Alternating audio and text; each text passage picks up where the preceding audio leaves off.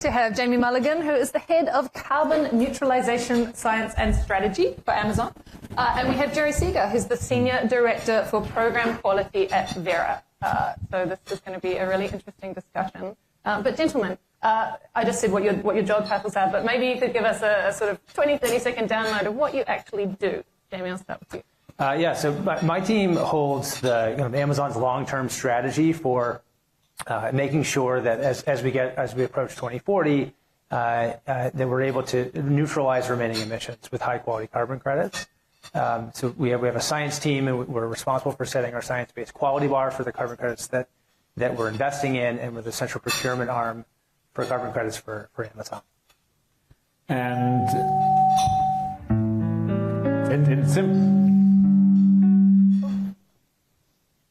I'll try again. Okay. In simple terms, my job is to ensure that your carbon credit is doing what it says on the tin, that the claims made behind it truly are happening. I work especially on the verified carbon standard, carbon crediting program, and Verra has a number of standards, also includes climate, community, and biodiversity, because carbon projects are having many impacts beyond just emission reductions and removals. And so we're looking at those programs and looking at where we can inject integrity across all stages of the project cycle. Great. And picking up on that thread of doing what it says on the tin, Jamie, I'm going to ask you a question that is either very simple or very not simple. Knowing what we know now, what is a good carbon credit? We think about this in a few ways. Of course, there's been a lot of attention on the quality of the credit from a kind of a technical carbon accounting standpoint, right? Like, do you have additionalities? Is this something that wouldn't have occurred otherwise without carbon finance? Do you have good permanency? Are you just measuring the thing in a proper way? You're accounting for leakage, those kinds of things. And I think as folks have been in the space at all over the last few years realize that's a journey. That's not a sort of solved black and white issue, and so we spend a lot of our time thinking about the quality of the credits from an accounting standpoint. But when I think about what kind of credits do we want to buy as Amazon, the science team spends their daytime thinking about the quality of the credit from an accounting standpoint. But what we really obsess about is the quality of the solution that we're funding by buying those credits. Are these things that can really add up? Are we working backward from systems change, or are we going to find ourselves with kind of a portfolio of great projects but that are isolated in their nature, aren't really having an effect on the world around them? And our viewpoint is we don't have enough time, we don't have enough resources to be doing this sort of isolated type of interventions. So we really think about systems change, and that's really what stands out to me when I think about the quality, what makes for a good carbon credit. Mm-hmm. And Jerry, to you, obviously, some of the sometimes more problematic projects get more headlines than the very successful ones, but there have been sort of issues with soil carbon in Kenya, or some problems with some projects in the Amazon, Kariba in Zimbabwe. Yeah, I don't want to focus on this too much, but what are the learnings of the sort of journey so far that Jamie alluded to? Yeah, I think it's been a very interesting couple of years in the market, and I think it's very useful that there's been this emphasis on integrity. We absolutely welcome all of the discussion and also academics and NGOs who are adding their voices to this and giving that feedback. It's definitely been a process of continual improvement. I think in the broader space, we have now the Integrity Council for the Voluntary Carbon Market, which is serving as a meta standard for programs, and that's really helping us define what quality and what integrity is.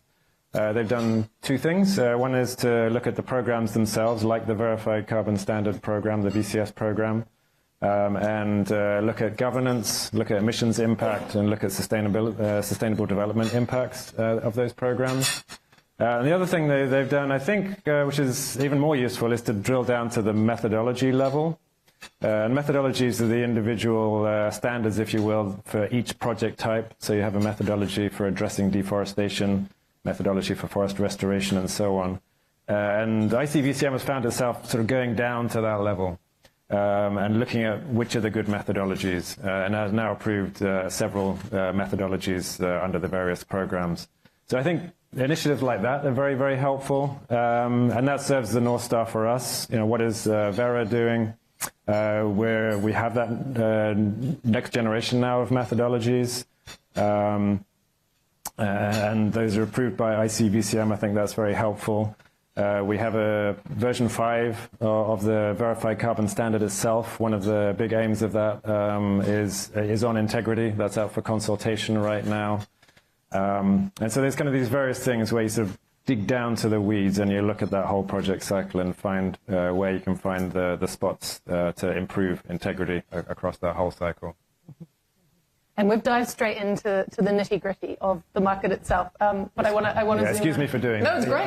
That's what everyone came here for. But I want to zoom out a little bit to the broader context in which we're having this conversation. Maybe to you, Jamie. Obviously, some of the biggest buyers of carbon credits in the voluntary market are US companies. And we are in an environment where there is some corporate backsliding going on around climate and changes to the regulatory environment as well. There's much more permissive of that. So how do you keep US companies engaged in the offsets market and in the journey that you talked about? I'll say, a couple of things on that front. We're a very long-term thinking company, and there's a lot of noise in this space. Standards are evolving.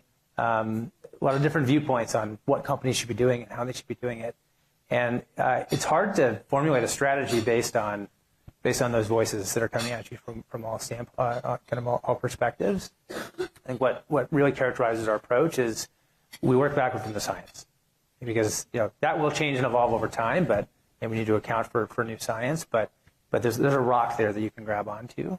And the core thesis is that the expectations placed on large companies like Amazon over the long run are going to converge, whether those are voluntary expectations or otherwise, they're going to converge on the science. And we want to make sure that we're not caught flat-footed when it comes time to compete in that low-carbon future. And we want to make sure that our value chain partners are also on the balls of their feet. Most critically, that means we're decarbonizing. We're leaning our business from a carbon standpoint.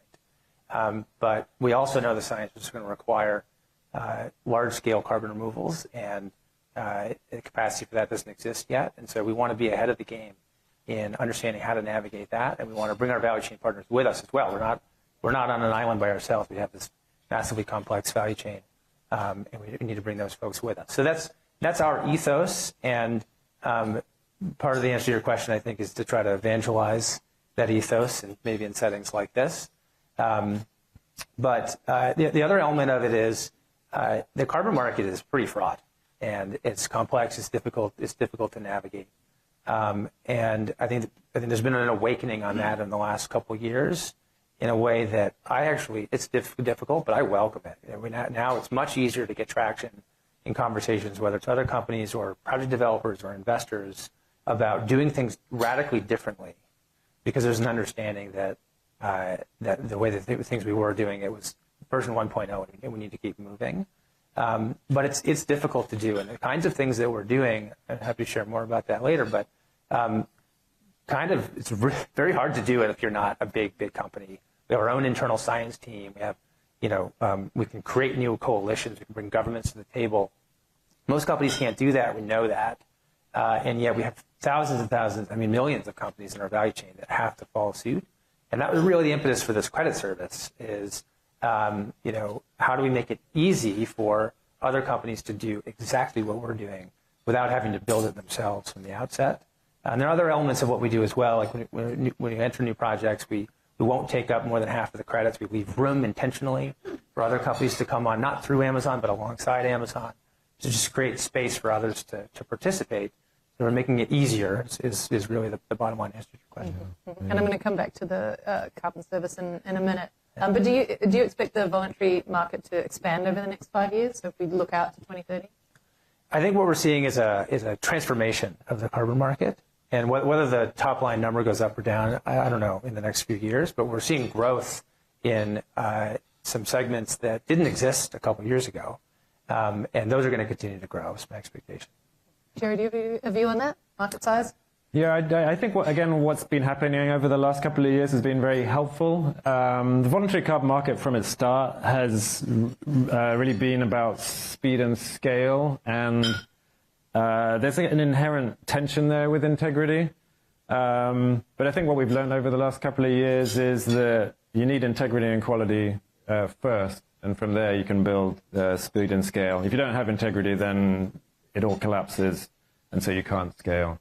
And so I think we've kind of got this pause a little bit while this all important work is happening right now, which can be a foundation for future growth. So I think that's the way that I see it. And I want to throw one more thing into this complex interaction that you were describing, which is the Article 6 market, which is country-to-country carbon trading as opposed to the voluntary corporate market that we're spending most of this panel talking about.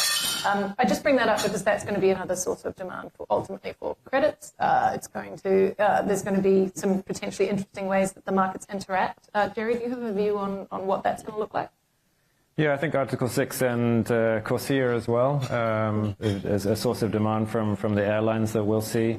The voluntary carbon market has always provided innovation and learning into more compliance or policy-driven markets. Article 6 has two articles, Article 6.2 and 6.4, that are relevant to carbon markets. 6.4 is the top-down UN-organized mechanism. But 6.2 is the place where you see more bilateral arrangements for projects, and that's where the voluntary market programs like the Verified Carbon Standard, and this whole idea of regulated versus compliance versus voluntary market is very much blurred over the last few years. But it's within 6.2 where you can have bilateral arrangements between countries that programs like the Verified Carbon Standard can support what countries are doing. Verra has 29 MOUs in place with governments around the world, and that's very much about capacity building around carbon and carbon markets to support their strategies. And so I think that's somewhere where the voluntary market can support Paris.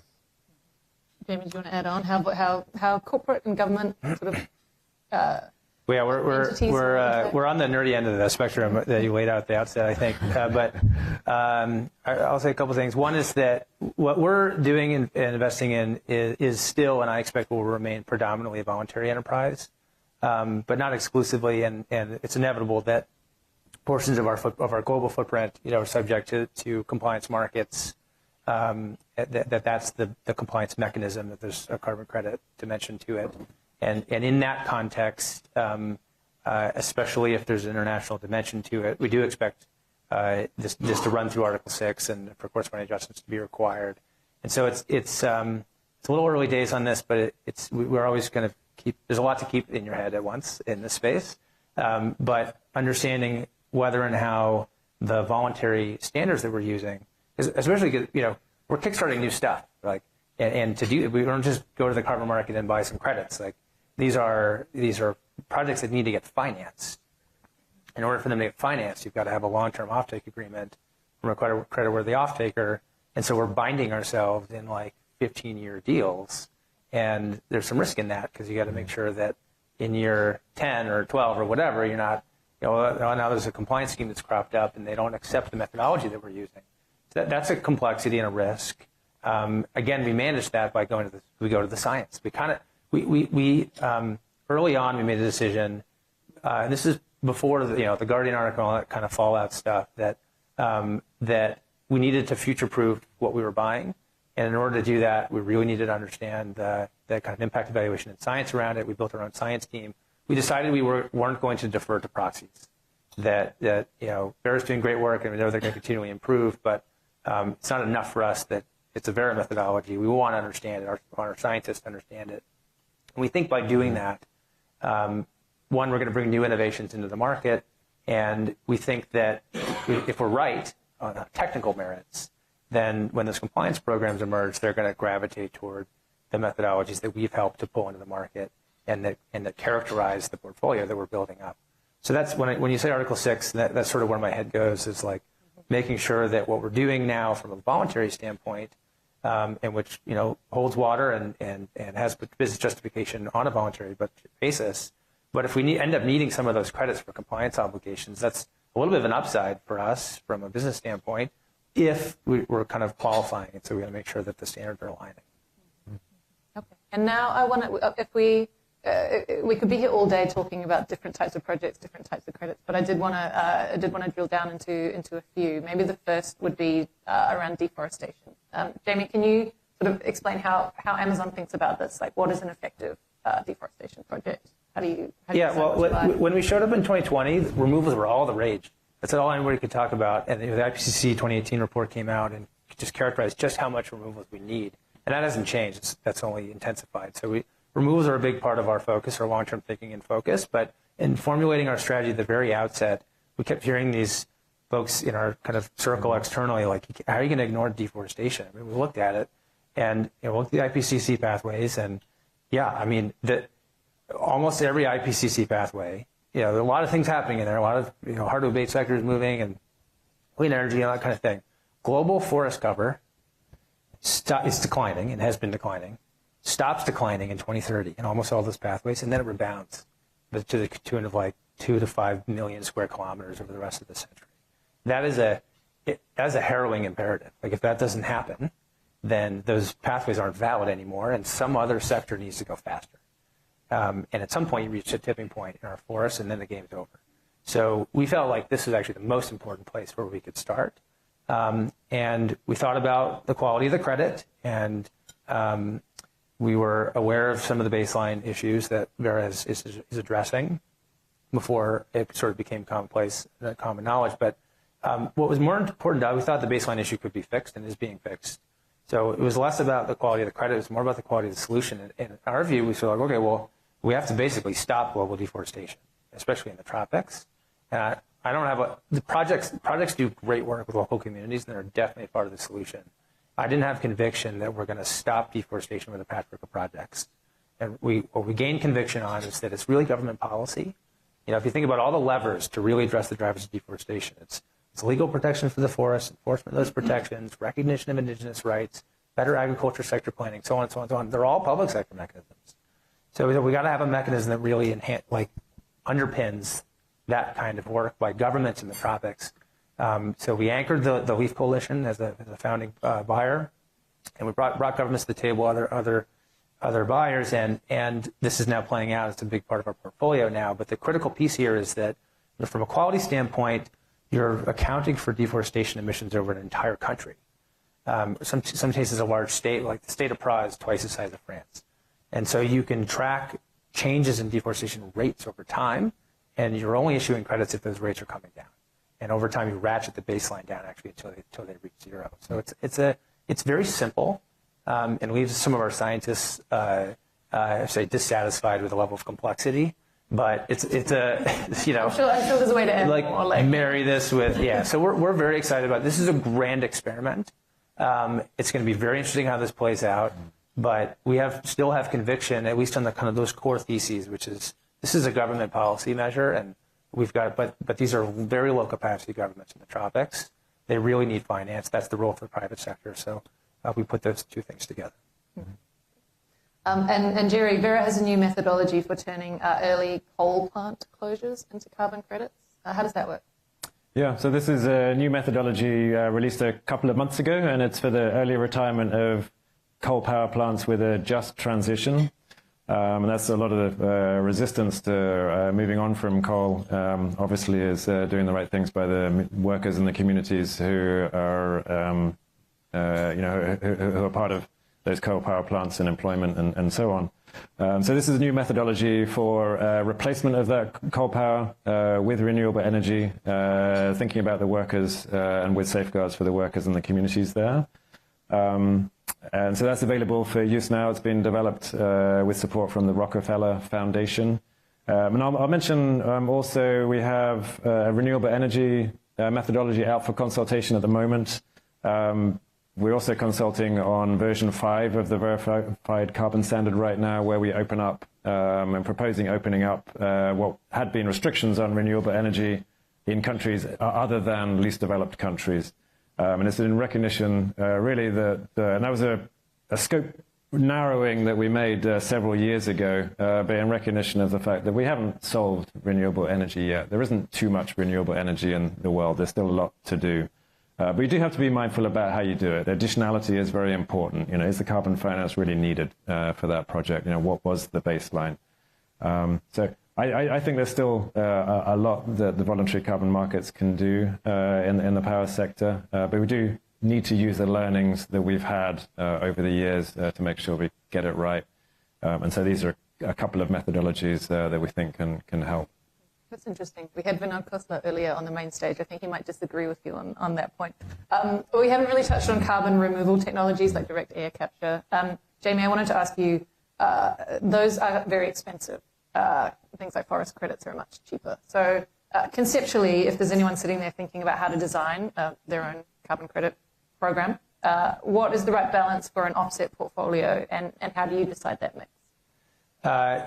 We like to think about, what are the features in the IPCC pathways that are like definitely not on track, and it's sort of like breadcrumbs to help us understand where we could have an outsized impact in pushing things forward. And we want to be active across those things. And if we just pick the cheapest stuff, all these other things aren't gonna get off the ground and move. Also, there's I think, seen some instinct from some folks like, I'm only going to buy, 1,000-year permanent technology-based carbon credit, even though it's hundreds and hundreds of dollars a ton. There's just not enough of that around. Like, if we wanted to do that tomorrow, you just can't get it. So you don't need to do that. We think about this as in sort of a blended portfolio way. We're going to start the majority of our portfolio by volume will be nature-based reduction coming from the Leaf Coalition and reductions in tropical deforestation. And then we're going to have a solid chunk that's going to grow over time of nature-based removals, restoring forests we've already lost. And then we're going to have a chunk that's technology-based carbon removal, and we're going to kind of right-size this to get to provide the right offtake support to get these critical technologies off the ground. And that's the balance by volume, and that balance will shift over time. Either the deforestation enterprise is either going to work or it's not. And if it does work, it works itself out of the market. And you can only save the forest once, basically. And so we're naturally shift over time. Other companies have different perspectives on this. Some are removals only, some are technology only. And I think it's a choose your own adventure. But this is our own particular ethos, and I think it has merit, and it also allows us to the global average price on carbon credits still, I think, is like $3 a ton. You can't do real climate, in my view. You just can't do real climate mitigation at $3 a ton. So we're an order of magnitude above that. We want to start there before we add an order of magnitude and figure out how we build this into this kind of credit flows into our business in a sustainable way. Okay, I've only got a couple more questions, so we're getting close to the audience Q&A. So please start thinking about what you want to ask. But I did say that I'd come back to Amazon's carbon credit service. I want to understand, what has the uptake been so far, and in a scenario where there are any problems with those credits in the future, will Amazon step in and do anything to replace them? Well, we've had a lot of interest in the service to date. I think one of my favorite, I'll give you an anecdote, I guess. I'm not going to give you the numbers, guys, but I'll give you an anecdote. My favorite anecdote is in having one of these conversations with a supplier, hearing from that supplier, this is great because I know I need to figure this out. My company needs to figure out how to participate in this, but I'd have to hire someone just to own this thing. And I would much rather hire someone to buy renewable energy for us, or to engage with our suppliers. And this is our supplier. So I also want them to buy renewable energy and engage their suppliers. And we already have a team that can navigate this space. And so we can lend the benefit of that capacity to this particular supplier and all the other suppliers like it, without them having to cannibalize their own resources for decarbonization. So I'm thrilled about that kind of. I think that's going to really catch on, and it's helpful for us more broadly beyond just this carbon neutralization effort, but also on helping and pushing our suppliers to decarbonize. There was another part of your question I asked if you were going to backstop. Willfully forgot. Backstop the quality of the credit. Yeah. Look, well, I think this is maybe one of the themes I kind of want to get across is somehow the carbon market has gotten to a place where it's not okay to fail. And that's so problematic. Like you cannot innovate without failure. And so I think we're taking some big steps. We're putting some big things online, like a Leaf Coalition. This is a grand experiment. It's not going to be seamless and perfectly smooth along the way. I think that kind of standards and like insurance mechanisms, that kind of thing. I mean, I think you're thinking about like, is there a big reversal incident or something to that effect? I think we're on the cusp of a lot of innovation. Actually, Verra put out. Go ahead. Talk to that. Yeah. So, well, one of Verra's early innovations was to address the reversal risk, the durability of credits of emission reductions and removals from land-based projects. So that's handled through a centralized buffer account. All projects contribute a portion of the credits that they issue to this buffer account. It's there to pay out. So that's been good until now, and that will continue. But at the same time, there are interesting new products available coming to market, insurance, for example. And that's part of the VCS, the Verified Carbon Standard version 5 consultation, proposing that we do a 3-year pilot and looking for feedback on how we should do that. So do a 3-year pilot on projects being able to use an insurance product instead of paying into the centralized buffer that Verra runs. You could also have fund-based approaches where the proceeds from projects pay into a fund, and that fund's available to purchase replacement credits when a reversal happens at site. I'd come back to this sort of complexity thing too, because I think we have to be careful that the pendulum on integrity doesn't swing too far the other way. You know, as you say, Jamie, I think we do need to be prepared to fail. Fail is just one part of continual improvement.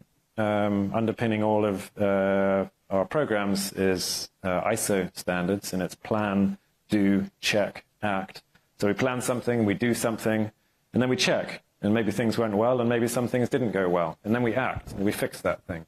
And I think we have to be careful the pendulum doesn't swing the other way. Otherwise, we are going to make our programs so complicated that it becomes very difficult for projects to implement.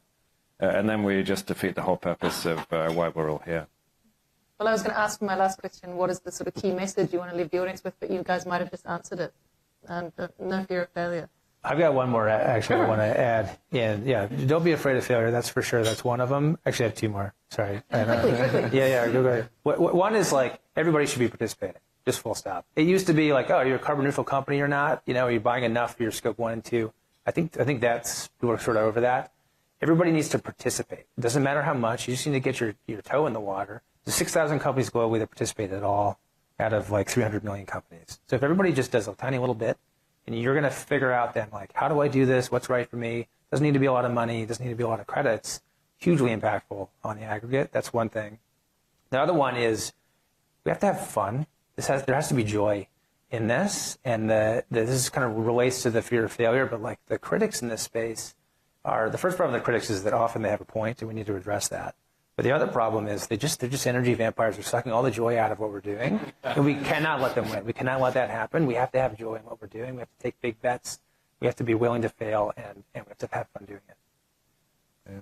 All right. Did you want to add one? Yeah, I'd add a couple of points. I think the first is building on your point, Jamie. I think we've got to a point where we've got that sort of enough maturity and understanding of how the projects work, how our programs work, that we can figure out what is valid criticism. We take that, we learn from it, we do better, and then what is not valid criticism. And I hope we're getting to a point where we can distinguish between the two. Sometimes it might come from criticism might come from a place of ideological opposition to the idea of a carbon market, rather than a concern about a project or a program.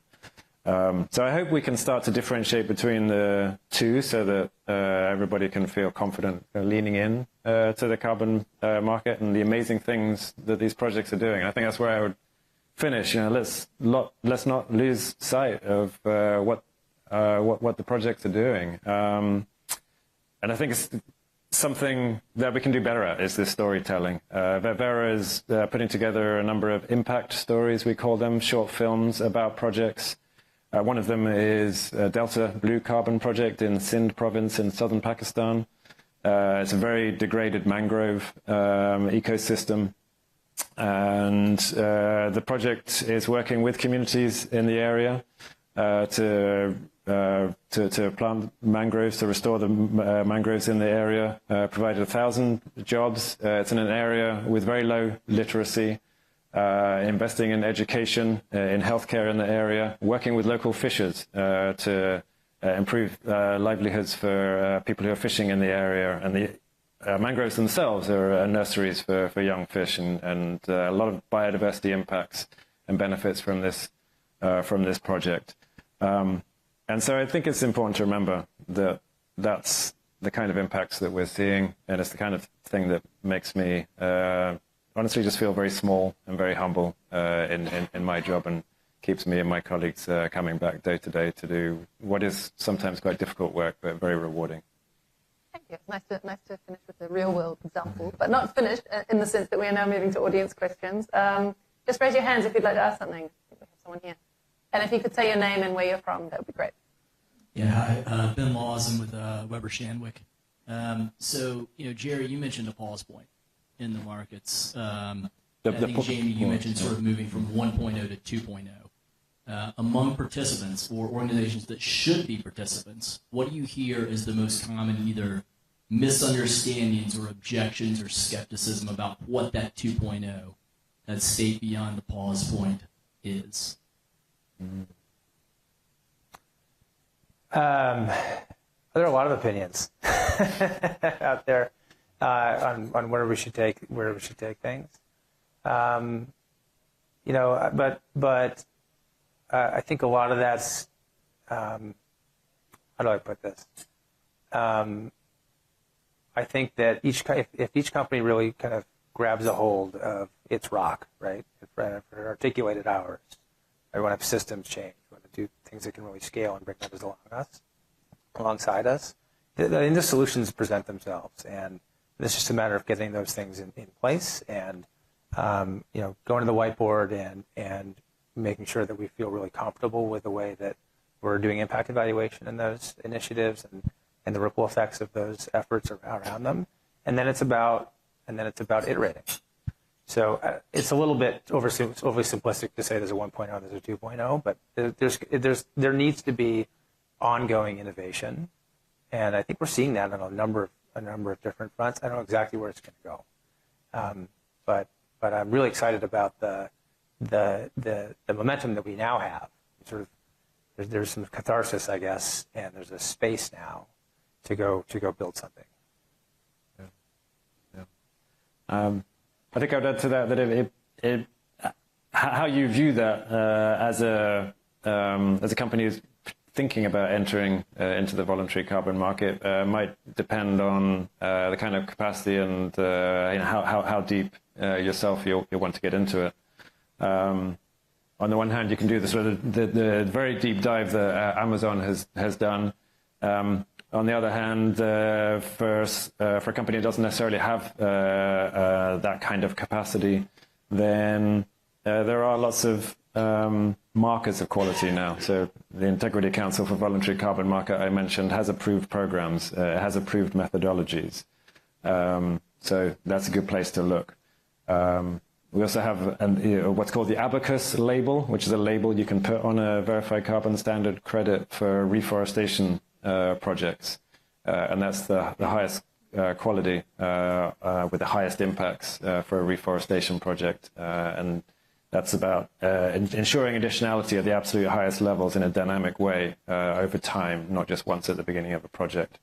It's also about ensuring that you're not displacing food production from that area through the reforestation. So there are these extra markers of quality that one can look for, and I think those are some of the things that kind of speak to 2.0 as well. One more, just quick add-on. I think something that will characterize 2.0 among many other things. In 1.0, it was like companies said, it's not my role to think about methodologies and carbon standards. Like, that's not my role. So I'll just point to a proxy, it's the carbon standard, and I get to say this was independently verified, and then I'm done. I think people realize now that it's necessary, but it's insufficient. And in 2.0, then the question becomes, how do you navigate if you can't just check the box that way and move on? And not everyone can do what Amazon is doing. Some companies can do what Amazon's doing.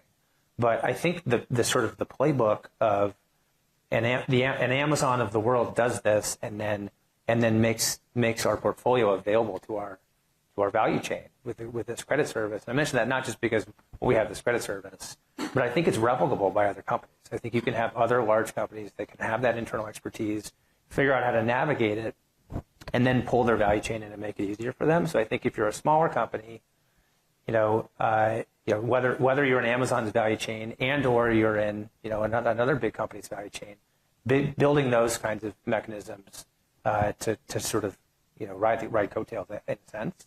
And if you're a big company, I think you should consider replicating this kind of thing, adapting it to your own context. But I think there's real merit in this kind of approach. Okay, who's next? Raise your hand if you'd like to ask something.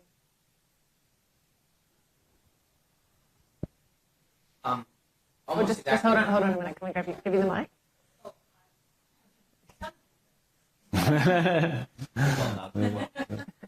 This point about adapting to the context, thinking back to the Nature Conservancy, doing work with the Renewable Energy Buyers Association, I think it's been rebranded, helping purchase renewable energy, not just for the impact of displacing that direct fossil fuel, but also thinking about local environmental effects, better capturing effects on the community, thinking about ecosystem and biodiversity.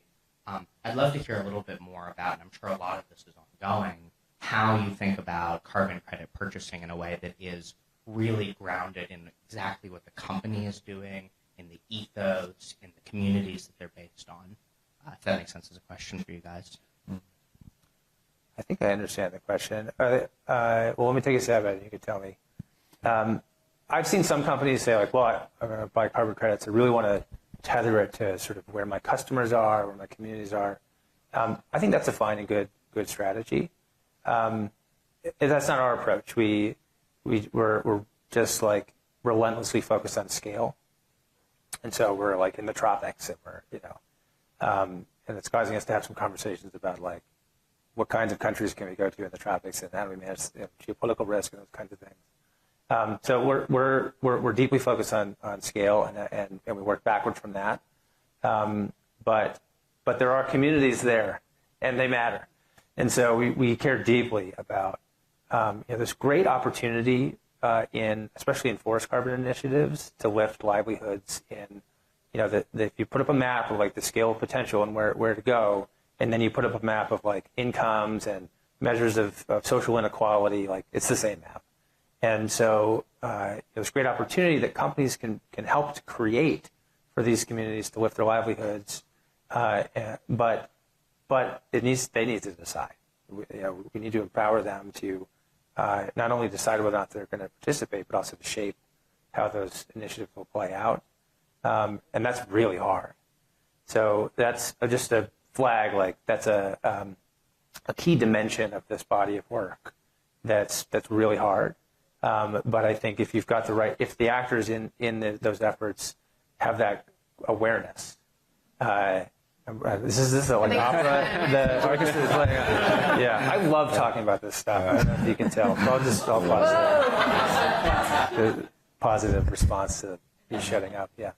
This is like last drinks at the bar, right? When they turn the lights up. But that is a sign. we are out of time. I hope that everybody enjoyed that.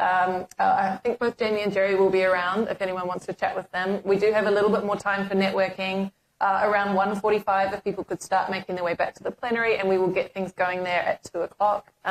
But a big thank you to you all, a big thank you to our panelists, and a big thank you, of course, to our title sponsor, Amazon, for making this possible.